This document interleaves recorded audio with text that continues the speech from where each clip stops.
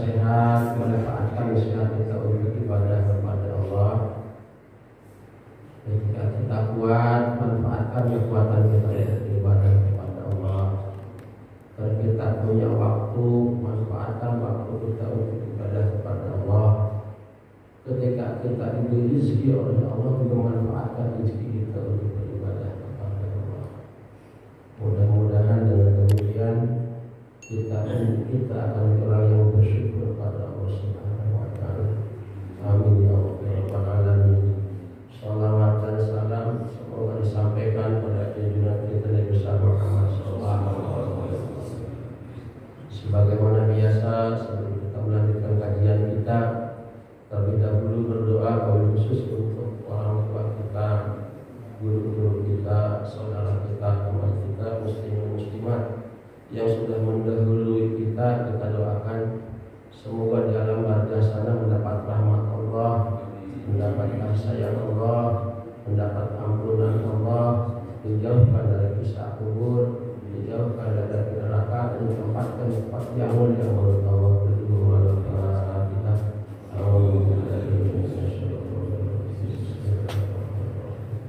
Alhamdulillahirabbil alamin. Iyyaka na'budu wa iyyaka nasta'in. Shiratal ladzina an'amta 'alaihim ghairil maghdubi 'alaihim waladdallin. Juga memohon kepada Allah untuk saudara-saudara kita, teman kita yang sakit jasmani, segala Allah mengangkat penyakitnya supaya sehat kembali.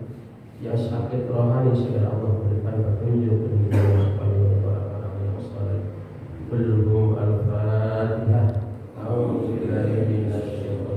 Bismillahirrahmanirrahim. Alhamdulillahirabbil alamin arrahmanir rahim maliki yaumiddin. Iyyaka na'budu wa iyyaka nasta'in. Ihdinas siratal mustaqim. Siratal ladzina an'amta 'alaihim ghairil maghdubi 'alaihim waladdallin. Yang terakhir kita mohonkan untuk anak-anak kita kepada Allah, jadikan anak-anak kami anak-anak yang saleh salihah, anak-anak yang sehat, anak-anak yang cerdas, yang pintar. Allah jadikan anak-anak anak yang berguna untuk agama bangsa dan negara ini. Al-Fatihah. A'udzu billahi minasyaitonir rajim. Bismillahirrahmanirrahim. Alhamdulillahirabbil alamin arrahmanir rahim maliki yaumiddin. Iyyaka na'budu wa iyyaka nasta'in. Ihdinas siratal mustaqim. Siratal ladzina an'amta 'alaihim ghairil maghdubi 'alaihim waladdallin.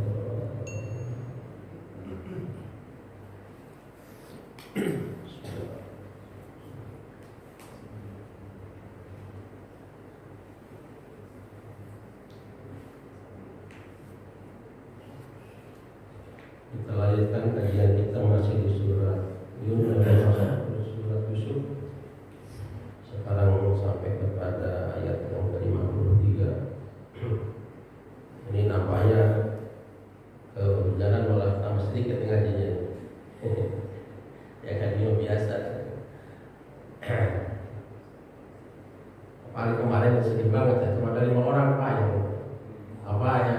tahsin. 5 orang yang ada mandi itu.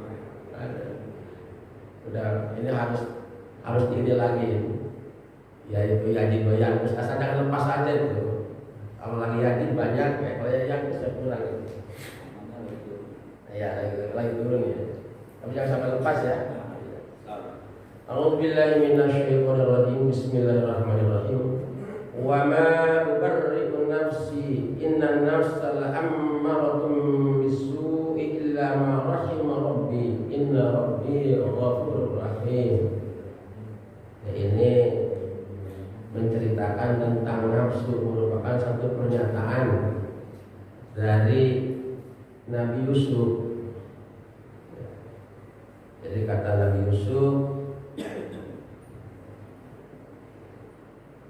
aku tidak menyatakan bahwa bariku itu, saya tidak nafi di sini, saya tidak menyatakan bebas dari kesalahan.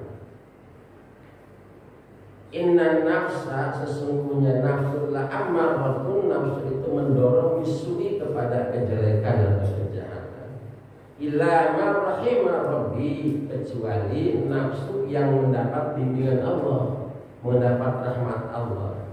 Inna rabbi ghafurur rahim, sesungguhnya Allah itu adalah Maha Pengampun dan Maha Penyayang. Jadi ketika Nabi Yusuf itu bisa menampilkan mimpi, kemudian yang diceritakan kepada raja oleh Kinarus bahwa raja memang kalau di kuil tidak ada yang bisa menampilkan mimpi ini, saya punya orang yang hebat, yaitu di penjara. Kemudian oleh raja diutus Kinarus ini ke penjara untuk menemui Nabi Yusuf membawa mimpinya raja. Ternyata ditawilkan oleh Nabi Yusuf cocok dengan raja itu. Tapi ketika dipanggil atau ketika diminta untuk datang oleh raja, Nabi Yusuf ada permohonan untuk klarifikasi lah tentang dirinya di penjara itu. Suruh diundang dulu tuh perempuan-perempuan dulu yang tergores oleh pistol tangannya itu, termasuk yang memenjarakan dia itu kan, bersekongkol dengan Zaleha, dan sekongkol dengan Potifar itu. Akhirnya dilaksanakan oleh raja, dipanggil semua. Ternyata ngaku mereka semuanya itu, termasuk Khadijah, Zaleha itu ngaku bahwa Yusuf itu orang baik, orang yang kuat imannya, yang melapor semua itu adalah kami gitu. Sampai di penjara. Maksudnya di penjara itu kan supaya Yusuf itu, karena saking senangnya saya sama Yusuf. Pertama saya supaya bisa melupakan Yusuf, kedua supaya Yusuf terus bisa mau lah itu, lebih baik menerima cintanya daripada penjara itu. Ternyata nggak begitu Yusuf. Nah kemudian setelah kejadian seperti itu, Yusuf memberitahukan kepada orang banyak yang sebetulnya saya pun kalau secara manusiawi gitu kan, tidak bebas dari kesalahan. Cuman kalau saya kena Rasul jadi dibimbing oleh Allah, gitu kan. Di ayat yang sebetulnya, yang sebelumnya itu kan, walaqad hammat bihi wa hamma biha laula an ra'a burhana rabbih, gitu kan. Jadi ketika si Zulaikha begitu menggebu-gebunya gitu kan, mencintai Yusuf, minta untuk untuk ditiduri gitu. Sebetulnya Yusuf juga sama begitu secara manusiawinya. Cuma di sini dikatakan wahamma biha, dan sebetulnya Yusuf juga sama. Terhadap Zulaikha itu senang gitu ya. Siapa yang nggak senang sih walaupun usianya 4 tahun. Emang Zulaikha sekitar usia 40 pada waktu itu, Yusuf ya 20-an. Tapi kan namanya Perdana Menteri istrinya cantik luar biasa kan, bersorak lagi gitu kan. Sebelum itu bersorak dulu untuk minta ini sama Yusuf. Luar biasa. Secara manusiawi Yusuf juga senang. Tapi Yusuf apa? La arro'a burhana. Tapi Yusuf itu oleh Allah perlihatkan kepada kebesaran Allah, dibimbing oleh Allah, sehingga tidak terjadi segala sesuatu. Ini penjelasan. Tapi ada juga sebagian ulama kecil mengatakan ini adalah penjelasan Zulaikha. Artinya yang namanya manusia itu tidak ada yang bisa bebas dari kesalahan. Apalagi seperti aku gitu. Melihat seorang manusia yang sangat ganteng luar biasa, gitu. Siapa yang tidak terpinggir gitu? Tapi kebanyakan ulama mengatakan pendapat yang pertama ini adalah pernyataan Yusuf, bahwa Yusuf bisa seperti itu kan ada bimbingan dari Allah. Dia adalah seorang Rasul. Nah itu.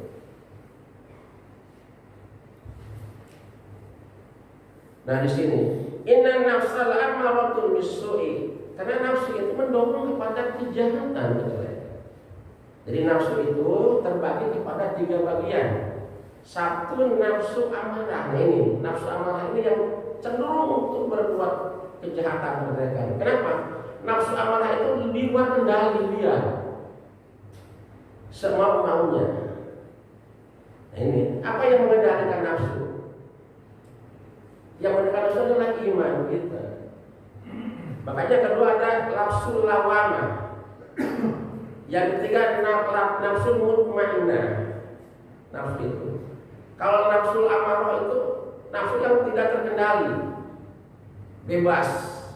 Artinya yaitu orang tidak merasa berdosa berbuat zina, tidak merasa berdosa membunuh orang, tidak merasa berdosa mencuri barang orang, tidak berdosa kalau korupsi. Itu nafsu amarah, tidak terkendali oleh dia. Tidak merasa berdosa. Dan seperti itu. Jadi tidak ada rasa takutnya sama sekali untuk melakukan kejahatan perbuatan dosa itu.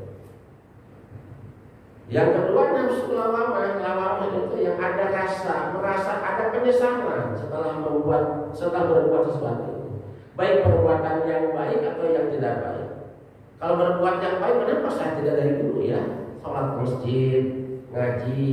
Ini di samping kita menjalankan atau kita melaksanakan perintah Allah, menunjukkan kewajiban juga dalam mendapat sedikit informasi tentang kebaikan dan pahalanya luar biasa, gitu kan?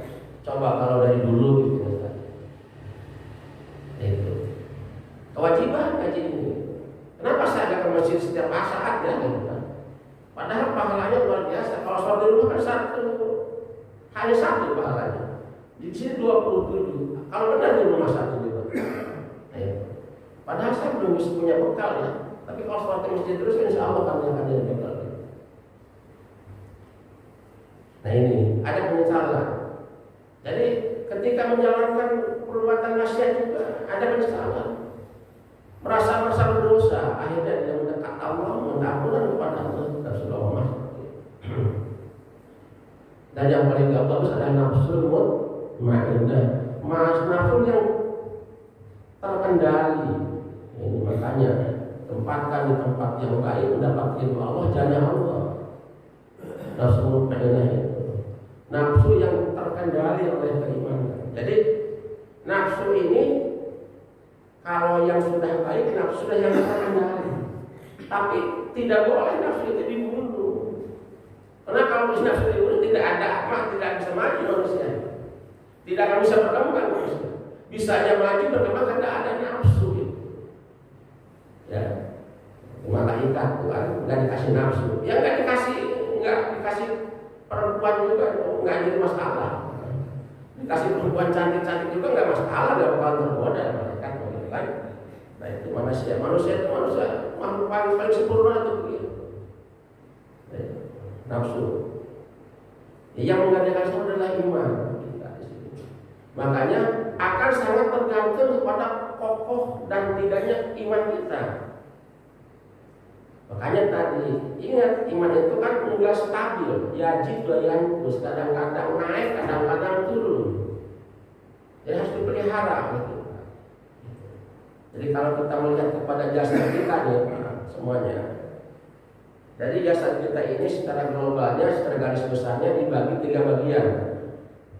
Yang satu dari leher ke atas, di kepala ada otak. Apa? Otak itu gunanya tempat ilmu. Semua ilmu pengetahuan disimpannya di otak di sini.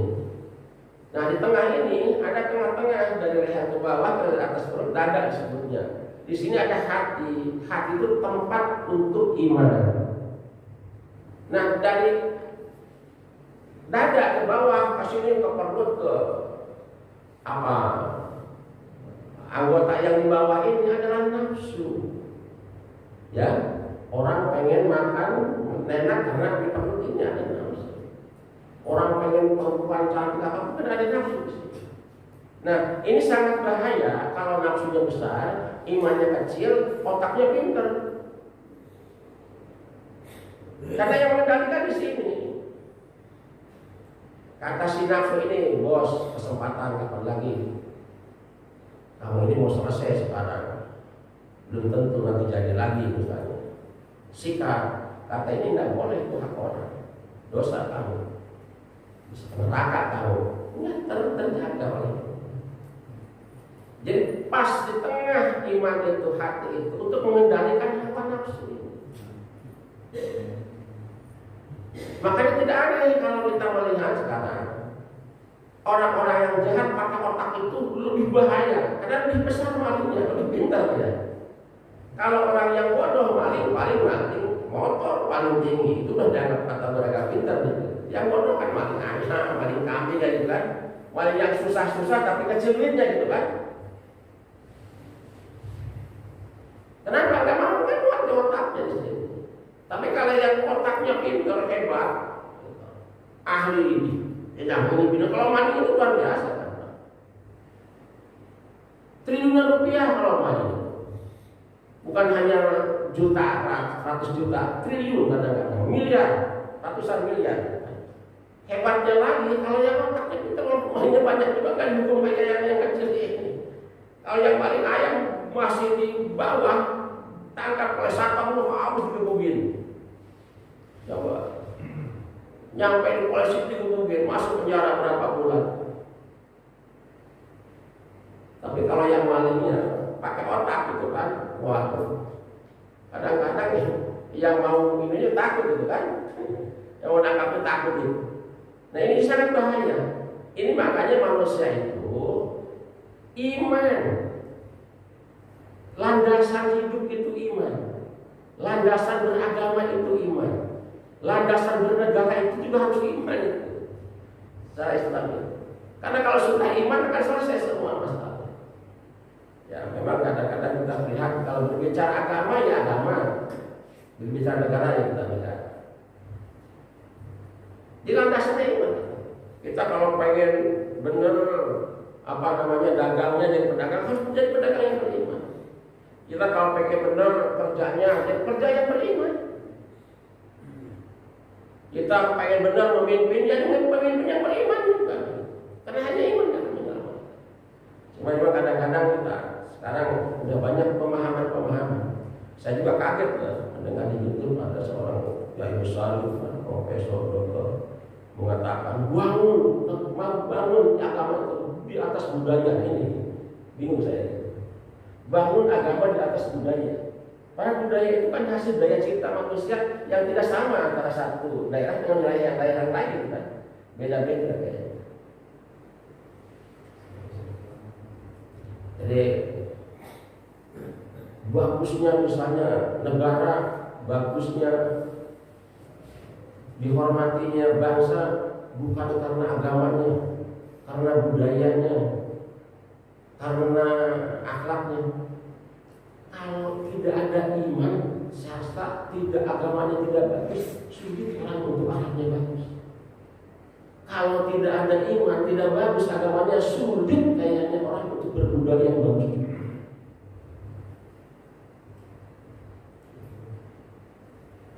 Jadi ini harus sebenarnya iman yang baru. Iman ini pokok dasar keyakinan.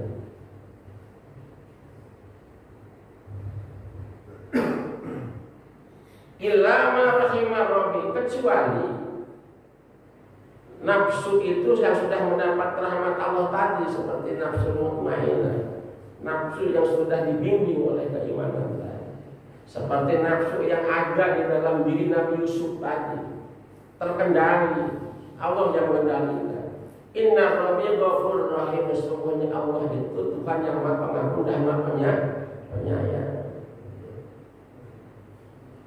Jadi Allah itu Maha Pengampun. Artinya kalau kita punya dosa, kesalahan, lekas secepatnya untuk minta ampunan kepada Allah. Allah akan mengampuni semua dosa-dosa kita, dosa-dosa kalau kita minta ampun. Sebesar apapun dosa kita, karena ampunan Allah lebih besar. Tapi kita pertama harus yakin, dan kedua yang namanya minta ampunan ya, artinya kita tidak akan melakukan lagi untuk perbuatan-perbuatan yang sudah diminta ampunannya oleh kita. Jangan sampai seperti begini, mau berbuat jahat, berbuat tidak baiklah, Allah Maha Pengampun ini, tapi nggak minta ampunan misalnya. pengampun ini. Ya, kita tidak minta ampunan, cuma tahu Allah Maha Pengampun, tidak minta ampun, itu yang celaka ya seperti itu. Kamu berbuat begitu terus, tenang, Allah Maha Pengampun, yang bukan begitu. Allah mengampuni itu kepada orang yang benar-benar minta ampunan kepada Allah. Dan Allah menyayangi orang itu yang benar-benar minta yang disayangi Allah. Yang pada hakikatnya Allah itu sangat baik sama kita ya. Tidak mau melihat kita itu masuk neraka itu sebetulnya. Karena dengan kebaikan Allah, kasih sayang Allah ya, kita diberi tuntunan, diberi contoh, utus Rasul-Rasul oleh Allah itu ke dunia ini. Kata Allah, kalau kalian ingin selamat dunia akhirat, ikut ini. Tapi kan tahu kita sejarahnya dari pertama Rasul yang diutus juga kan, nggak pernah ada diutus oleh Rasul semuanya iman, semua nggak ada gitu kan. Nah, ini yang harus diperhatikan oleh kita. Dari zaman Nabi manapun gitu kan. Nah sekarang pada zaman Nabi Yusuf juga begitu. Rajanya iman, tapi apa yang paling kuat kan orang kuil yang paling kuat. Tidak mau, walaupun sudah dinyatakan bisa begini dengan mukjizat Nabi Yusuf, tetap aja dia nggak mau beriman. Orang-orang kuil itu, yaitu ulama-ulama agama yang pada waktu yang disembah itu adalah yang menyembah Dewa Amon, dan Nabi Yusuf itu. Padahal rajanya sampai Islam, yang membelinya sampai Islam, sampai menganut agama Tauhid. Tapi yang di kuil itu walaupun udah benar-benar gitu kan diperlihatkan apa yang diberikan oleh Allah, hujat itu tetap aja tidak. Jadi maka dengan demikian ini Allah memberikan ya semacam sinyal kepada kita, senantiasa memberikan harapan kepada kita, sebesar apapun dosa kita ya baca istighfar, minta ampunan kepada Allah. Tapi harus dilakukan.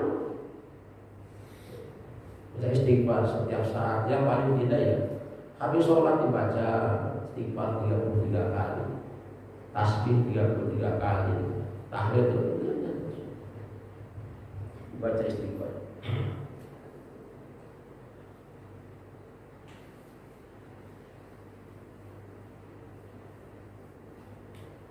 Nah intinya dalam ayat ini menjelaskan bahwa nafsu ini cenderung untuk berbuat jahat kalau tidak kita kendalikan dengan iman tadi.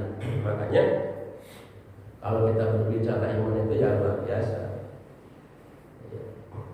Orang kan kalau tidak beriman akan sesat, orang tidak berilmu akan buta, orang tidak beriman akan sesat, lebih parah lagi tidak beriman. Jadi iman itu pokok dasar di dalam agama itu. Pertama harus beriman dulu gitu. Ya, seperti rukun iman ya, harus diperhatikan. Wa qala maliku utuni bihi astakhlisu li nafsi falamma kallamahu qala innaka yawma ladaina makinun amin qala ij'alni ala khazainil ardh inni hafidun alim. Nah kemudian ini artinya raja untuk memanggil Nabi Yusuf ini 2 kali. Pertama kan Nabi Yusuf minta sebelum datang minta klarifikasi dulu. Nah setelah itu disuruh lagi si Inarus ini. Waqala, raja berkata, al-malik, raja berkata, utuni, panggil lagi, panggil lagi dia itu. Aku penasaran, dia tuh pasti orang hebat lah. Kenapa? Astakhlisu li nafsi, dia akan dijadikan untuk pendampingku, untuk dijadikan penasihatku kata dia. Karena dia tuh orang hebat. Awalnya begitu. Nah kemudian si Inarus datang lagi lah ke penjara. Kamu udah diklarifikasi di sana bahwa yang benar itu adalah kamu, gitu kan? Kata si Inarus itu salah seorang pemuda itu yang ditolong oleh Nabi Yusuf. Bukan ditolong, jadi ditampilkan mimpinya oleh Nabi Yusuf. Karena dua, pada yang satu digantung, dia untuk kerja kembali di istana. Akhirnya Yusuf singkat ceritanya ya mau untuk datang ke kerajaan. Setelah datang ke kerajaan yang disambut dengan baik oleh raja, disuruh duduk. Falamma kalamahu qala, maka diajak berbincang-bincang oleh raja Nabi Yusuf. Falamma kalamahu, diajak berbincang-bincang. Apa yang perbincangan? Nabi Yusuf disuruh cerita oleh raja tentang keadaan dia. Dari pertama datang ke Mesir sampai akhir. Dari pertama dibeli oleh Potifar, yaitu yang disebut Al-Aziz. Kalau dalam Al-Quran itu Al-Aziz itu nama panggilan raja yang mulia, itu sudah Al-Aziz.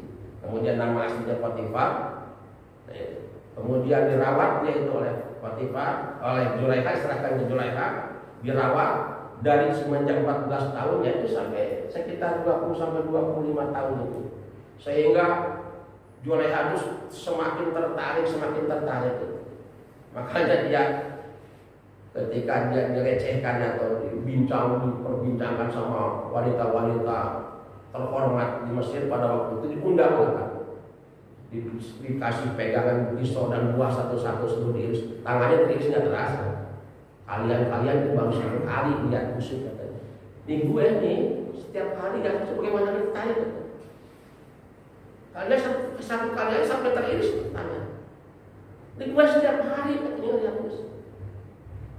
Ini yang merawat gue dari kecil sampai dewasa gue rawat. Gue beli pakaian yang bagus, kasih makan yang bagus. Dan dia itu benar-benar ganteng gitu kan. Itu kata Zulaikha. Nah, cerita Yusuf itu kata dia tidak mungkin saya akan berbuat seperti itu, karena Potifar itu adalah orang tua yang sangat baik, telah berbuat baik kepada saya, telah mengurus saya baik. Saya itu dijual oleh orang-orang, tapi saya tidak diperlakukan sebagai budak, gitu kan? Malah diperlakukan seperti anak, gitu kan? Gitu. Ngomong berbagai begitu. Terus sampai kepada dia dipenjarakan di dalam penjara cerita. Nah, akhirnya raja mendapat kesimpulan. Ini bukan orang sembarangan, ini pasti Rasul, ini pasti Nabi gitu. Kalau tidak Nabi tidak mungkin kuat seperti itu kesabarannya dan ketabahannya dalam menghadapi musibah. Dan tidak mungkin seperti itu diujinya tentang untuk urusan syahwat gitu kan. Gitu kalau bukan Rasul kan. Makanya itu kan. Qala, kemudian raja berbicara, innakal yaum. Yusuf. Tapi dalam cerita lain namanya udah diganti. Yusuf kalau nggak salah. Pada hari ini ladaina, gitu kan. Makinun amin. Pada hari ini kami ini di lingkungan kami akan mengangkat engkau, akan memberi engkau kedudukan yang tinggi, yang dipercaya. Kenapa dia? Pada itu langsung mau dikasih kedudukan sama raja. Setelah raja itu melihat bagaimana Yusuf ya akhlaknya dari awal sampai pada waktu itu, dia ada di penjara, di luar penjara. Maka kata raja, innaka yaum, pada hari ini ladaina makinun amin. Jadi kami angkat di lingkungan kami engkau sebagai yang mendapat kedudukan yang tinggi, yang dipercaya. Qala, Yusuf menjawab, aj'alni ala khazainil ardi inni hafidun alim. Begini Tuhan, Yusuf menjawab. Qala ini Yusuf menjawab, aj'alni, jadikan kami ala khazainil ardi. Khaza ini di sini bendahara, mengatur keuangan di negeri Mesir ini, artinya maksudnya di bumi, di negeri Mesir ini. Kenapa? Ini hafidun alim. Saya yang berpengetahuan tentang masalah memelihara kebendaharaan ini. Maksudnya saya yang sangat profesional kalau bahasa saya. Saya yang profesional untuk mengatur tentang masalah kebendaharaan ini, kata Yusuf. Nah, dari semenjak itu Yusuf kemudian kemudian diangkat menjadi. Tadinya sih hanya sekedar untuk menjadi yang dekat, untuk menjadi penasihat aja. Kalau ada apa-apa nanya gitu kan tadinya. Ternyata setelah raja itu mendengar apa yang disampaikan oleh Yusuf tentang perjalanan hidupnya luar biasa, mengapa Yusuf itu bukan orang sembarangan, orang hebat, orang pintar, udah ganteng, cakep, gagah, pintar, berani, jagoan lagi gitu kan. Dia tuh kalau berantem nggak pernah kalah dia. Maka dia diangkatlah menjadi. Jadi kalau kita perhatikan di situ tuh bukan bendahara sih. Pada waktu itu kalau sudah jadi itu seperti perdana menteri. Jadi di situ di dalam tafsir ini dijelaskan bahwa bukan hanya sebatas mengatur uang, semua kebijakan diserahkan sama dia. Raja itu hanya sebentar. Iya aja begitulah. Kalau sekarang punya tanda tangan aja, diserahkan semua sama dia. Nah, bagaimana setelah diserahkan, setelah diangkat menjadi pejabat, menjadi bendahara, menjadi perdana menteri, kemudian apa yang dimimpikan dan telah ditakwilkan oleh Yusuf itu, dilakukan oleh Yusuf. Karena dalam mimpinya itu, raja itu, saya melihat 7 ekor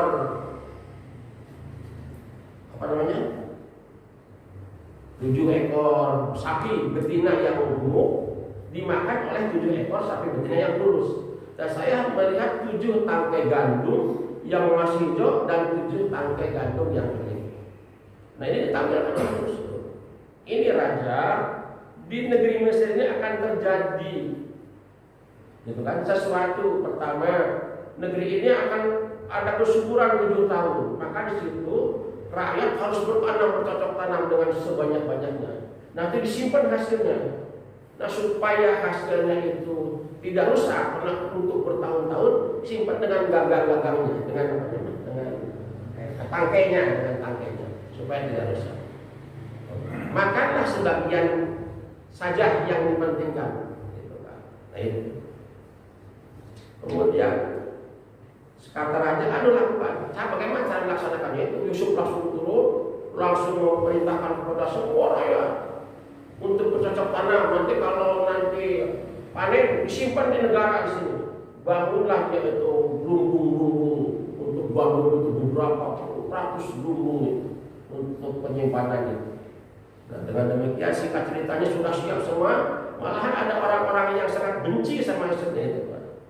Yang namanya orang yang baik, kapan orang yang baik ini pasti ada di zaman dulu, Pak. Yang sangat benci itu sama Yusuf itu ada orang-orang itu, orang-orang kuil, orang-orang agamawan, sangat benci. Dia tidak mau tuh mempunyai gudang lagi, lumbung lagi, disimpanlah gandumnya itu dengan cara sendiri. Ternyata dia enggak dengan tangkainya, rusak gandum itu kan. Dia merasa kalah itu, ceritanya begitu. Nah, singkat ceritanya setelahnya 7 tahun kemudian kan terjadi pecahpring. Tidak ada hujan, tidak apa. 7 tahun bayangin. Nah, karena Mesir ini sudah mempersiapkan, tidak pernah kelaparan dikurangi. Sehingga negara-negara yang termasuk kekurangan di tetangganya itu beli gandumnya ke Mesir. Termasuk nanti dari Kanaan keluarganya. Gitu. Kenapa sampai ke sana? Karena memang di Kanaan itu juga kelaparan juga, kesusahan. Maka saudara-saudaranya kata Nabi Yakub, anak-anak, kita sudah tidak ada lagi bahan makan, persiapan, maka dengar-dengar di Mesir di sana rajanya hebat, dia mempersiapkan makanan yang luar biasa gitu kan. Akhirnya si anak-anak Nabi Yakub ini disebut Bani Israel. Si Bani Israel itu ya datanglah, diperintah oleh orang tuanya ke sana sambil membawa. Pada waktu itu dikali dalam Quran ini belinya itu bukan pakai uang, barter dengan benda-benda itu kan yang berharga, barter. Yang sampailah di sana. Wajah ikhwatu Yusuf fadakhalu alaihi fa'arafahum wa hum lahu munkirun. Walamma jahajahum bijahajihim qala tuni bi akhil lakum min abikum ala tarawna anni ufil kaila wa ana khairul munzilin fa illam ta'tuni bihi fala kaila lakum indi wala taqrabun qalu sanurawidu anhu abahu wa inna la fa'ilun wa qala li fityani ij'alu bid'atahum fi rihalihim la'allahum ya'rifunaha idza qalabu ila ahlihim la'allahum yarji'un. Shadaqallahul adzim. Nah, ini diceritakan ketika sudah dibenahi Mesir itu dan sudah punya persiapan untuk menghadapi peceklik, kemudian Yusuf sudah menjadi perdana menteri. Nah, datanglah wajah ikhwatu Yusuf, datanglah saudara-saudara Yusuf, dan datang 10 orang. Saya menjamin tidak ikut kata waktu itu. Padahal alaihi fa'arafa wa hum lahu munkirun. Nah, ketika datang ke Mesir, setiap masuk ke negara kan ada penjagaan kan, dijagalah. Dari mana nih? Dari kanan berapa orang? 10 orang. Tunggu dulu di sini, saya lapor dulu. Laporlah ke Nabi Yusuf, penjaga itu, bahwa dari kanan ada 10 orang dan datang untuk membeli gandum. Suruh masuk sini. Dilihat sama dia nggak langsung menghadapi. Marahin kan? Dia lihat aja. Oh, ternyata ini saudara-saudara. Dan kemudian kata Nabi Yusuf kepada pengurus yang di tempat gudang itu, tolong orang ini kalau sudah beli gandum suruh datang antar ke rumah saya, ke istana dia. Gitu. Maka kemudian diantarlah setelah membeli gandum itu, menukarkan gandum itu, semua 1 buah gandum ke istananya Nabi Yusuf. Fa'arafahu, Nabi Yusuf kenal. Oh, ini si ini, misalnya ini si Ruben, ini si Yahuda, ini si terus. Tapi mungkin, tapi mereka satu pun nggak ada yang kenal sama Yusuf ini. Tidak yang kenal Yusuf yang mungkin dijual jadi budak, tidak mungkin budak jadi pejabat gitu kan. Nah, itu dalam pikirannya. Kemudian walamma jahajahum bijahajihim qala tuni bi akhilatuna. Setelah mereka itu datang, kemudian berbincang-bincanglah dengan Nabi Yusuf, ditanya, ini sebetulnya dari mana, berapa saudara, kemudian tanya sama orang tua, nah cerita. Sebetulnya saya itu ada 12 saudara, 1 bapak, ya, tapi yang 1 sudah hilang, dimakan serigala. Ada itu kan cerita yang 10 orang ini. Yang 1 tidak ikut di rumah karena nungguin bapaknya yang sedang sakit-sakitan, sudah tidak bisa melihat. Akhirnya ada jalan itu Nabi Yusuf bagaimana supaya penyamin datang. Nah itu. Maka walaman jahaja. Kemudian Nabi Yusuf menyuruh pembantunya, tolong disiapkan hidangan untuk makan dengan sebaik-baiknya. Nah itu. Maka ketika hidangan sudah disiapkan di sini, qala tuni bijahajihim, sudah ada hidangan disiapkan. Nah, setelah makan, gitu kan.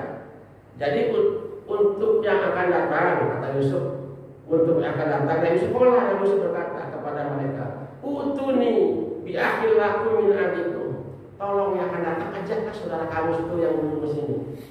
Aku ingin tahu apa? Ingin tahu penjelasan orang tua kamu.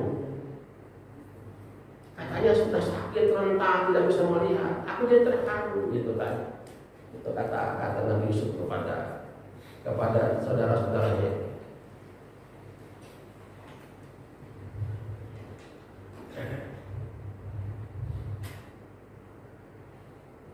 Nah, maka dengan demikian, utuni, maka sudah datang ke sini, ya, katanya gitu kan. Jadi saudara kalian yang 1 bapak itu yang belum ke sini. Ala tarawna ini ufil kaila. Apa kamu tidak melihat bahwa saya ini orang yang yang menyempurnakan, gitu kan, dalam pembagian gandum tadi. Kaila ini dari kaila liter dari perbandingan gandum ini.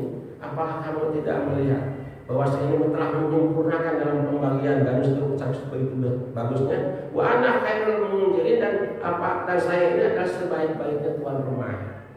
Dijamu kan, kasih makan segala macamnya. Terus ada semacam ancaman dari Nabi Yusuf. Fa illam ta'tuni bihi fala khaira lakum indi wala taqrabuni. Andaikan nanti kalian tidak datang lagi ke sini dengan Yusuf, dengan Benyamin, fala khaira lakum, maka aku tidak akan membagikan daging lagi kepada kalian. Gitu. Dan jangan dekati aku lagi kalian. Jadi jangan dekati aku lagi, kata Yusuf. Ya semacam sedikit ada ancaman. Akhirnya apa? Qalu sanurawidu anhu abahu wa anna la fa'il. Mereka menjawab, insya Allah Tuhan, kami akan membujuk bapak kami, karena dia itu tidak boleh sama bapak kami kalau diajak itu. Karena Nabi Yakub ketakutan, ya, setelah dipercaya dulu minta Yusuf untuk minta bergembala, malahan dihabisin sama mereka itu. Jadi dia akan membujuk bapaknya supaya inna la fa'ilu, supaya kami bisa melakukan yang Tuhan mau, yang Tuhan inginkan. Wa qala lil fityani ij'alu bi du'atil fi rihalihim. Nah, kemudian Nabi Yusuf berkata kepada pelayan-pelayannya, tolong nih, ij'alu bi du'atihim. Jadi barang-barangnya yang tadi dipakai untuk gandum itu kembalikan lagi, tapi jangan kelihatan sama mereka ya, gitu. Masukin aja, dimasukin lagi tuh barang-barangnya ke dalam karungnya itu. Ya, pilih halin budak karung-karung mereka itu. La'allahum ya'rifunaha, supaya mereka itu tahunya nanti aja setelah kembali ke sana di keluarganya. Idza qallabu itu kembali ila ahli, kepada keluarganya di kanan. La'allahum yarji'un, supaya mereka kembali lagi. Harapan Nabi Yusuf kembali lagi ke Mesir. Ini cerita baru sampai Nabi Yusuf menyuruh kepada saudaranya yang 10 pulang, nanti suruh kembali lagi membawa Benyamin, karena dia sudah rindu banget sama Benyamin, sudah rindu banget dengan bapaknya itu. Tapi ya nanti dilanjutkan lagi nih, udah 25. Ini belum sedikit nih tentang masalah akhlak. Ini cerita Yusuf itu banyak banget memang sampai akhir saya sampai. Ya sampai sini aja, nanti di ayat berikutnya nanti mereka akan minta izin kepada Nabi Yakub untuk supaya Benyamin bisa dibawa. Sedikit aja ini untuk tahlil awalnya tentang masalah akhlak ini. Bismillahirrahmanirrahim. Sekarang di bab tawadu, keutamaan tawadu. Tawadu itu apa sih? Itu banyak. Tawadu itu artinya, tawadu itu ya secara singkatnya adalah orang yang rendah hati. Rendah hati, orang yang tidak menganggap dia itu lebih dari orang yang lain siapapun. Orang yang tawadu itu, ya.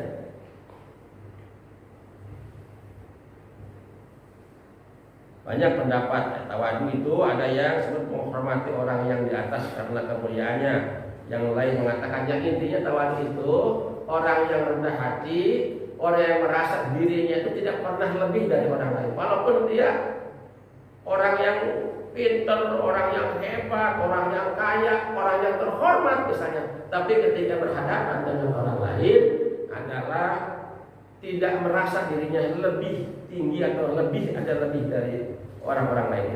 Gitu ya. Ini ada dasar Al-Qur'annya, Al-Qasas 83. Bismillahirrahmanirrahim. Tilka darul akhiratu naj'aluha lil ladzina la yuriduna 'uluwan fil ardi wala fasada wal 'aqibatu lil muttaqin. Negeri akhirat itu kami jadikan untuk orang-orang yang tidak ingin menyombongkan diri. Maksud negeri akhirat di sini adalah surga. Jadi surga itu nanti hanya kami, kata Allah, jadikan untuk tempat orang-orang yang tidak ingin menyombongkan diri dan berbuat kerusakan di muka bumi ini. Dan kesudahannya adalah yang baik-baik. Itu adalah bagi orang-orang yang bertakwa kepada Allah Subhanahu wa taala. Itu artinya apa? Nanti di surga itu hanya orang-orang yang seperti ini. Penghuninya orang yang tawadhu, ya, itu orang yang tidak menyombongkan diri.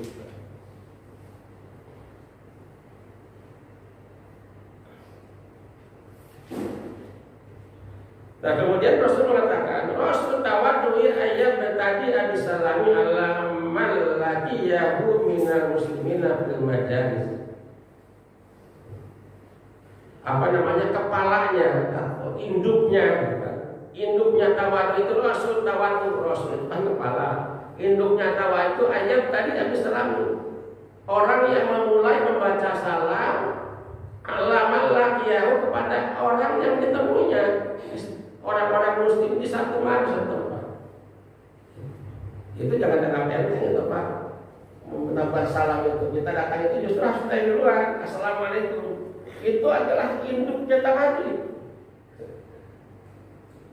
Induk imbiangnya tawadhu itu kita membaca salam.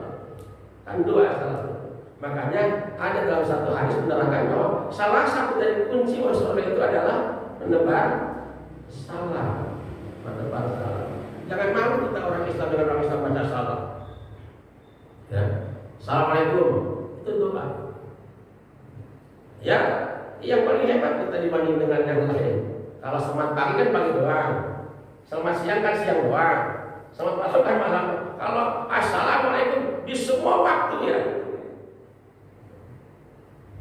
Dulu sempat ramai juga ya ketika almarhum Gus Dur menyamakan sama aja assalamualaikum dengan selamat pagi selamat siang gitu. Kan sampai almarhum kiai dari Jawa Timur itu yang pantai termasuk marah juga dia. Saya kan keluar dari itu udah mubarokoh kepada santri. Kenapa? Kiai mubarokoh karena tahu katanya imam saya kentut kita gitu kan. Dan kalau kentut tahu saya mubarokoh. Baru mengucapkan salam sama dengan selamat pagi doang, kiasan namanya. Mungkin kalau nama kiasan kan kenal tokoh NU. Dulu ketika NU berdiri itu pemudanya yang giat menyampaikan informasi mana-mana untuk menghubungi kiai-kiai besar itu kiasan. Waktu masih ada itu kan, waktu itu Gus Dur jadi ketua NU kalau nggak salah. Dia berpendapat seperti itu.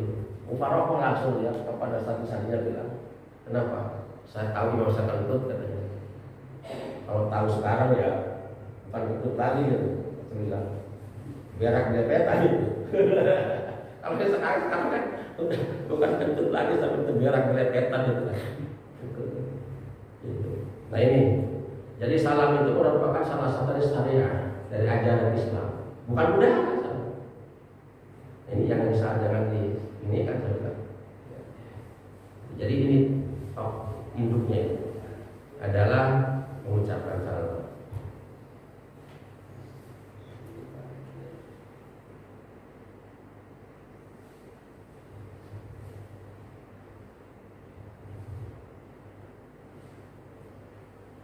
Man tawaddu'a lillahi rafa'ahu Allah wa man takabbara wada'ahu Allah. Man siapa orang tawadhu lillahi yang bertawadhu karena Allah tapi tadi itu. Tawadhu karena Allah, rafa'ahu maka Allah mengangkat ya derajatnya itu. Diangkat derajatnya oleh Allah. Wa man takabbara siapa yang bertakabur wada'ahu Allahnya, Allah akan merendahkan derajat kepada orang yang takabur. Ini jadi lawan kata dari kita rendah hati dengan orang yang sombong dan orang yang takabur. Jadi ini harus kita dibentuk dalam diri kita menjadi orang yang baik, menjadi orang yang tawadhu, gitu kan. Sebetulnya secara teori mungkin tidak susah, tapi secara pelaksanaan prakteknya itu berbuat ikhlas, buat sobat, buat tawadhu gitu kan. Itu yang paling sulit kayaknya gitu kan dalam praktek.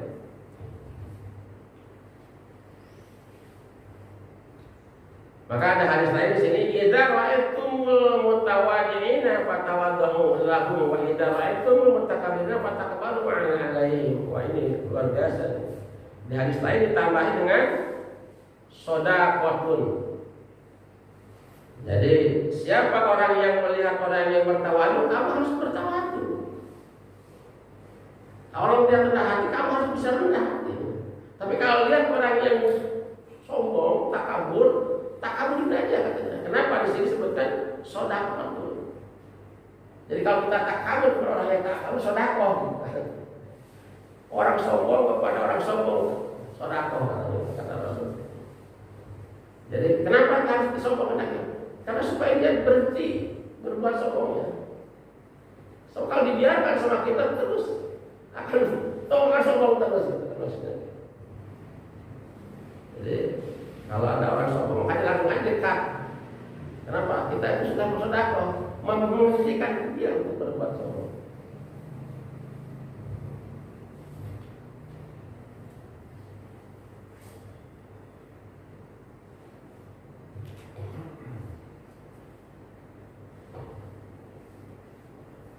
At-tawadhu ma'idash syarafi. Nah, ini hadis berikutnya. Tawadu itu adalah sasaran kemuliaan. Jadi tawadu itu merupakan yang akan menuju kepada kemuliaan. Jadi kita kalau ingin mulia di sisi Allah, itu harus tawadu, harus qanaah, gitu kan? Nah, itu harus ya, ini adalah akhlak.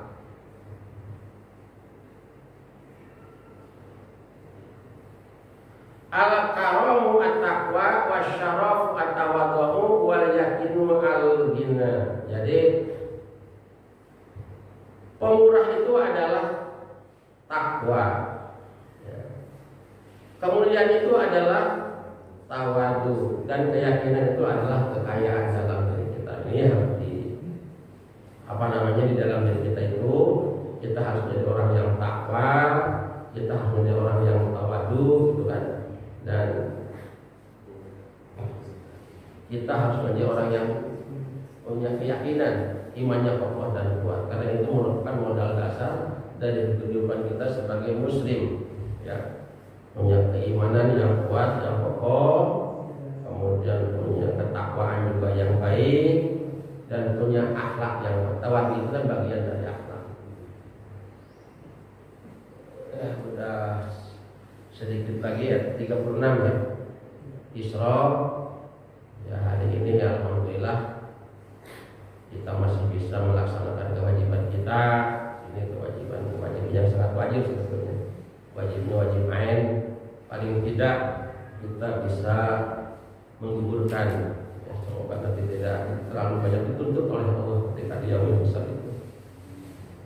Mudah-mudahan ada manfaatnya untuk kita semua. Kurang lebihnya mohon maaf. Benar-benar masih dari Allah. Saya hanya sekadar untuk ingatkan di antara kita. Kemudian kita mendapat sarapan pagi ini dari orang Garuda 1, namanya Pak Herman. Kita doakan semoga Pak Herman sehat selalu, rajin ke masjidnya, rajin ngajinya, dan tidak putus sedekahnya. Amin. Yang kita semua juga tidak semoga senantiasa juga dalam bimbingan Allah Subhanahu wa taala dalam suatu situasi seperti ini. Makanya kita harus sekarang banyak-banyak berzikir aja dengan Allah. Kalau kita lihat YouTube sekarang, masya Allah, pertengkaran masalah politik kadang-kadang mengerikan sekali, gitu kan. Sudah melampaui batas akhlak, kadang-kadang nggak ada kayak orang Indonesia akhlaknya bagus, ini bagus, nggak ada. Ya, kita bimbinglah dengan dekat kepada